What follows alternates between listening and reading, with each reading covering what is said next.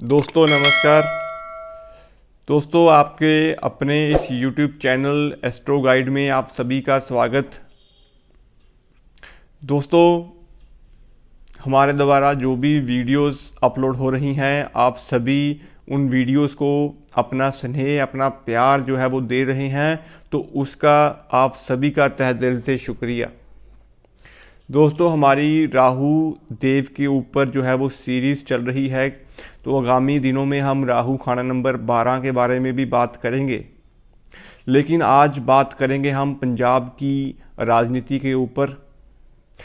ग्रहों की विवेचना, ग्रहों की विडंबना दोस्तों हमें कहाँ की कहाँ ले जाती है। हर इंसान अपनी ज़िंदगी में दोस्तों मेहनत करता है, लेकिन जब जातक के ग्रह अच्छे होते हैं दोस्तों, तो वो अपनी लाइफ में तरक्की भी करता है, नाम शोहरत भी कमाता है। लेकिन अगर ग्रहों की दशा गोचर आपके फेवर में ना हो, तो कहीं ना कहीं आपको ज़िंदगी में दुख, तकलीफ़ें, परेशानियां जब वो देखने को मिलती हैं। दोस्तों बात आज करेंगे हम माननीय नवजोत सिंह सिद्धू जी की कुंडली के ऊपर। मैं आपको पहले बता दूं कि हमें जो भी इंटरनेट से डिटेल्स मिली हैं, हम उनके कुंडली की विवेचना उनके उसी चार्ट के ऊपर ही कर पाएंगे। लेकिन मेरा इस कुंडली को लेने का मतलब सिर्फ यही है कि एक इंसान अपनी ज़िंदगी में दोस्तों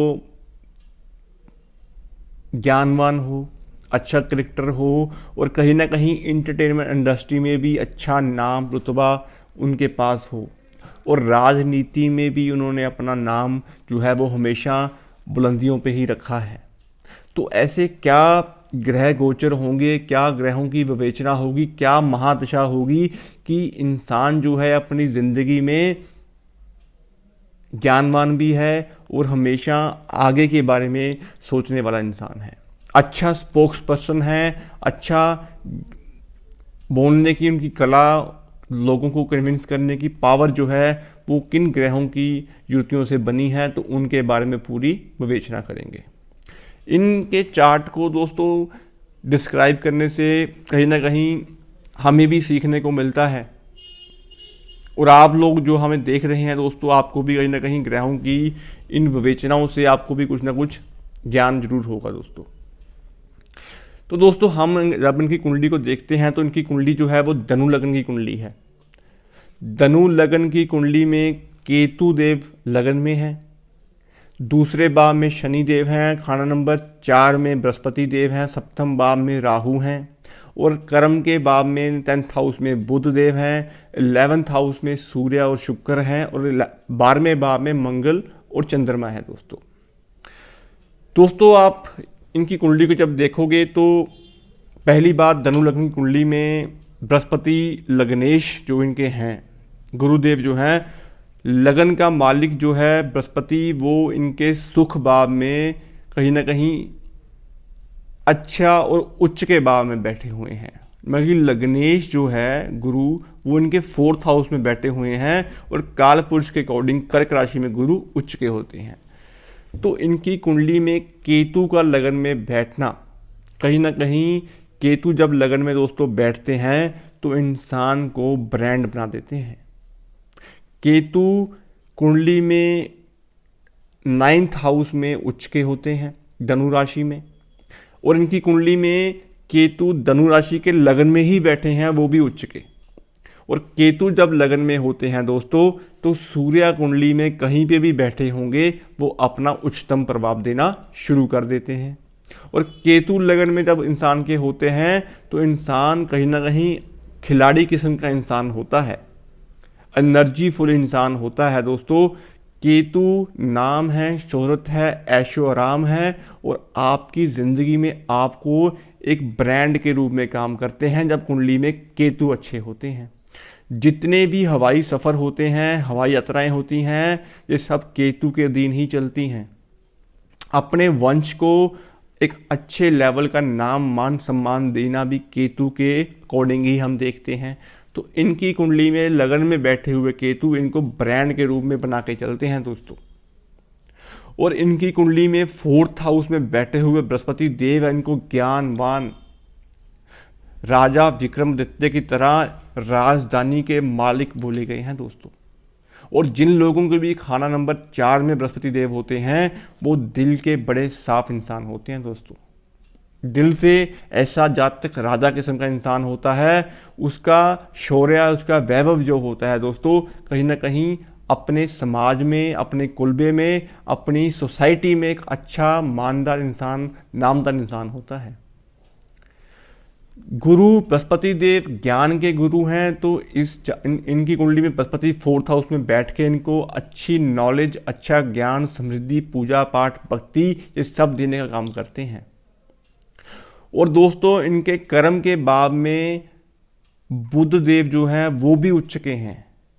10th हाउस में कन्या राशि के बुध बैठे हुए हैं और कर्म के भाव में बुध का बैठना कहीं ना कहीं इंसान को चतुर, चालाक और अपनी मैनेजमेंट स्किल्स के अकॉर्डिंग चीज़ों को मैनेज करने की जो क्षमता होती है, इंसान को अपनी टीम को बना के रखने की क्षमता होती है, वो बुध इनको कर्म भाव में दे रहे हैं।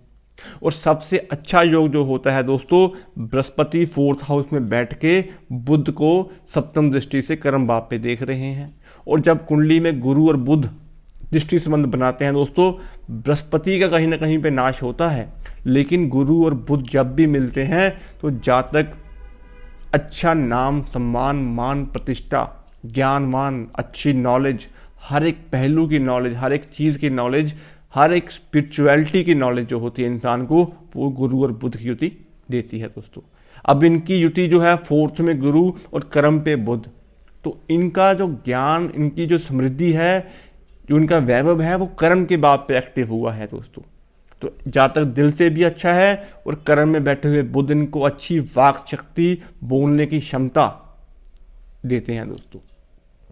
कर्म में बैठे हुए बुध इनके उच्च के हैं और कर्म के भाव के जो काल पुरुष के अकॉर्डिंग शनि देव की जो राशि पड़ती है, तो शनि इनके दूसरे भाव में उच्च के हैं दोस्तों, अपनी ही राशि में बैठे हुए हैं। अब दोस्तों इनकी कुंडली में 10th हाउस में बुध हैं, दूसरे में शनि हैं और 4th हाउस में गुरु हैं। तो 10th से दूसरा, दूसरे से 4th हाउस, ये तीनों भाव कहीं ना कहीं एक्टिव मोड में हैं। और जब भी कुंडली में दोस्तों बुध और शनि एक्टिव होते हैं तो इंसान दूसरों की आंखों से भी बातें कर लेता है दोस्तों, उड़ती हुई चिड़िया के पर भी गिन लेता है। इतनी तीक्ष्ण बुद्धि के जातक होते हैं, इनको आप बेवकूफ़ नहीं बना सकते दोस्तों। बट ये इनकी सबसे बड़ी पॉजिटिविटी है कि कर्म में बैठे हुए बुध और दूसरे भाव में शनि इनको स्पष्ट वक्ता बनाते हैं। ऐसे जातक मुंह फट भी होते हैं, मुंह पे बोलने की हिम्मत तक रखते हैं दोस्तों, लेकिन दिल से साफ हैं, क्योंकि बृहस्पति खुद मीन राशि के बैठे हुए हैं और मीन राशि कुंडली में 12वें भाव में पड़ती है। और मीन राशि का गुरु काम, धर्म, कर्म, पूजा पाठ, भक्ति, दान, पुण्य, ये सब चीज़ें करवाता है दोस्तों। क्योंकि इनके 4th हाउस में खर्चा लिखा हुआ है, 12वें भाव की राशि पड़ी हुई है और वहाँ पे बृहस्पति देव बैठे हुए हैं। अब खर्चा किस पे होगा? दान, कर्म, पुण्य, पूजा पाठ, भक्ति, इन सब चीज़ों पे जातक दिल से विश्वास करता है। केतु लगन में बैठ कर इनको अच्छा खिलाड़ी बनाते हैं, एनर्जीफुल बनाते हैं। 4th का गुरु इनको ज्ञानवान, स्पिरिचुअलिटी की तरफ लेके जाता है और 10th का बुध इनको मैनेजमेंट स्किल देता है। 10th हाउस में बुध देव दोस्तों जिनके भी होते हैं, जातक कहीं ना कहीं एक वक्त शक्ति के रूप में, अच्छी ज्ञानवान के रूप में, बोलने के रूप में अच्छा कला संपूर्ण इंसान होता है। अब इनकी जो वाक शक्ति है उनमें हमेशा प्रभु का नाम निकलता है, क्योंकि बृहस्पति की दृष्टि बुध के ऊपर है। आगे चलेंगे दोस्तों तो इनको 11th हाउस में इनके सूर्य और शुक्र बैठे हैं। नीच भंग राजयोग बन रहा है, क्योंकि यहाँ पे सूर्य नीच के हैं और शुक्र उच्च के हैं। अब 11वें भाव में शुक्र का बैठना कहीं ना कहीं आपको सोशल सर्कल जो होता है इंसान का, वो एंटरटेनमेंट इंडस्ट्री की तरफ भी लेके जाता है। लेकिन यहाँ पे कुंडली में एक योग होता है, जब भी कुंडली में सूर्य और शुक्र इकट्ठे होते हैं तो बृहस्पति का फल देते हैं। और बृहस्पति की कुंडली में 4th हाउस में उच्च के बैठे हुए हैं, तो मान सम्मान, अपनी पदवी, राजगद्दी, बड़ा घर, ये सब चीज़ें बृहस्पति फोर्थ हाउस में इंसान को देते हैं। किसी भी चीज़ की कमी जातक को अपनी ज़िंदगी में नहीं रहती दोस्तों। तो दोस्तों 11th में शुक्र उच्च के हैं, सूर्य नीच के हैं, बट इस कंडीशन में सूर्य शुक्र जब 11th हाउस में बैठते हैं तो ये भाव जो होता है ये शनि के अकॉर्डिंग चलता है। इनकी इस भाव में जो शनि की तासीर होती है दोस्तों, और दोस्तों 11th हाउस जो है वो शनि के अकॉर्डिंग फल देता है, और शनि की तासीर होने के कारण शनि खुद धर्मी होकर 2nd हाउस में बैठे हुए हैं, और इस भाव के जो कारक बृहस्पति हैं वो उच्च के होकर 4th हाउस में बैठे हुए हैं दोस्तों। तो ये यहाँ पे सूर्य नीच का फल ना देके इनको शुभ फल दे रहे हैं। 12वें भाव में दोस्तों मंगल चंद्रमा के साथ मंगली योग तो बनाते हैं, लेकिन मंगल जब 12वें भाव में होते हैं तो राहु को वो कंट्रोल कर लेते हैं। राहु कुंडली में कहीं पे भी बैठे होंगे उनके फल आपको नेगेटिव नहीं मिलेंगे। अब इनकी कुंडली में राहु 7वें भाव में बैठे हुए हैं दोस्तों, तो इसी वजह से राहु के जो फल हैं इनको नेगेटिव नहीं मिले दोस्तों। इनकी पूर्ण कुंडली की अगर हम तय करें तो मंगल जो है वो 12th हाउस में बैठ के उसकी एस्पेक्ट जो है वो 3rd हाउस के ऊपर है। मंगल जब 12वें में बैठते हैं तो उनकी चौथी दृष्टि जो है वो उनके 3rd हाउस के ऊपर है। अब मंगल जब 3rd हाउस को देखेंगे तो इंसान क्या होगा, मेहनत कंच होगा, मेहनती होगा, कमांडिंग होगा, दूसरों को साथ जोड़ने वाला इंसान होगा। कंडीशन दोस्तों यही होती है कि कुंडली में इनकी ग्रह दशा क्या थी दोस्तों। इनकी कुंडली में 2007 के बाद इनको शुक्र की महादशा लगी 20 साल की। अब शुक्र की महादशा जब इनको लगी, शुक्र इनके लाभ स्थान में थे, तो शुक्र वैसे भी उच्च के थे, तो इनको कहीं ना कहीं इंटरटेनमेंट इंडस्ट्री की तरफ से ऑफर आने शुरू हुए। ये इन्होंने इस लाइन में भी अपना अच्छा परचम जो है वो लहराया दोस्तों। पूर्णतः अगर हम कुंडली की बात करते हैं तो इनकी जन्म कुंडली के अकॉर्डिंग इनके बृहस्पति भी अच्छे हैं, केतु भी उच्च के हैं, राहु भी उच्च के हैं, शनि भी अपनी राशि के बैठे धर्मी हुए हैं, और बुध भी उच्च के हैं, शुक्र भी उच्च के हैं, और मंगल 12 में बैठ के राहु को कंट्रोल कर रहे हैं। तो पूर्णतः इनकी कुंडली में सभी ग्रह जो हैं कहीं ना कहीं इनको आशीर्वाद देने के लिए ही बैठे हुए थे दोस्तों। और ऊपर से इनको महादशा भी जो है, केतु की महादशा भी इनको अच्छे फल देके गई, और कहीं ना कहीं इनको शुक्र की महादशा भी अच्छा फल देके गई दोस्तों। अभी चल रही है इनकी शुक्र की महादशा। तो बृहस्पति जब भी खाना नंबर 4 में बैठते हैं दोस्तों तो राजा विक्रमादित्य बना के रखते हैं अपने कुलबे में, अपने एरिए में, अपनी सोसाइटी में, अपने शहर में। कहीं ना कहीं इंसान का नाम जो है वो परचम जो होता है वो लहराता है। तो इस तरह इनकी ग्रहों की विवेचना थी दोस्तों, विडंबना थी। बात अगर हम चुनावी मुद्दे की करें तो इसी साल इनके वर्ष फल में सूर्य और शुक्र खाना नंबर 4 में बैठे हुए हैं। सूर्य और शुक्र मसनूई गुरु बनाते हैं, तो गुरु के फल जो हैं वो खाना नंबर 4 में इनको मिलते हैं।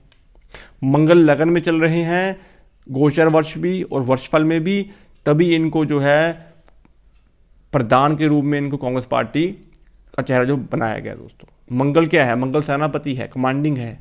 तो मंगल जब लगन में आते हैं तो इंसान क्या करेगा, सेनापति के रूप में काम करेगा, फ्रंट पे होकर काम करेगा। तो इसीलिए मंगल जब गोचर में चल रहे हैं, वो भी धनु राशि के चल रहे हैं, और इनको वर्षफल में भी मंगल लगन में चल रहे हैं। तो पूर्णतः इनकी ग्रह दशा, ग्रह योग जो हैं पूर्णतः अच्छे हैं। सूर्य शुक्र 10th जो है इनके 4th हाउस में बैठे हुए हैं, वो भी बृहस्पति का निर्माण ही कर रहे हैं दोस्तों। तो इनको दोस्तों आगामी चुनावों में जो है कम नहीं आंकना चाहिए। मेहनत से ये अपना जो है रुख जो है वो बदल सकते हैं दोस्तों। तो ओवरऑल ग्रहों की विवेचना के अकॉर्डिंग इनकी कुंडली जो है बड़ी प्रॉमिसिंग कुंडली है, और जब वोटिंग होगी ग्रहों की अकॉर्डिंग हम बात करें तो रिजल्ट भी जो है दोस्तों वो भी तब आएगा जब इनके सूर्य 4th हाउस में चल रहे होंगे। तो सूर्य क्या है दोस्तों, सूर्य सरकार है, गवर्नमेंट है, और लोगों की सपोर्ट जो है वो इनको पूर्णतः सूर्य और शुक्र की युति से मिल सकती है। तो दोस्तों ये ओवरऑल इनकी कुंडली की विवेचना थी। तो मैं यही प्रार्थना करूंगा कि कोई भी सरकार बने तो उनको अपने किए हुए वादे जो है वो पूरे करने चाहिए। और ग्रहों का अपना अपना दोस्तों असर होता है। तो मेरी क्रोस्टी यही थी कि इनकी कुंडली को हम अगर विवेचना कर पाएँ तो ऐसे क्या ग्रह फल रहे होंगे कि इंसान जो है अपनी ज़िंदगी में हर फील्ड में एक अच्छा नाम जो है वो बनाता चला गया। दोस्तों हमारे द्वारा जो ये वीडियो बनाई गई है दोस्तों, आप उम्मीद करता हूँ आपको वीडियो अच्छी लगी होगी, आपको भी कुछ ना कुछ ज्ञान जो है इस वीडियो से मिला होगा। तो ऐसी ही और वीडियोस, ऐसी ही और चर्चाएं हम इस चैनल के ऊपर करते रहेंगे। दोस्तों आगामी दिनों में बात करेंगे राहु खाना नंबर 12 के बारे में। और मैं आपसे गुजारिश ये भी करूँगा कि अगर आप इस चैनल पर नए हैं, इस चैनल पर पहली बार आए हैं, तो इस चैनल को आप ज़रूर सपोर्ट करिएगा। तो आगामी दिनों में हम लाइव सेशन जो है वो भी आप लोगों के लिए शुरू कर पाएंगे दोस्तों। आज के लिए इतना ही। धन्यवाद दोस्तों।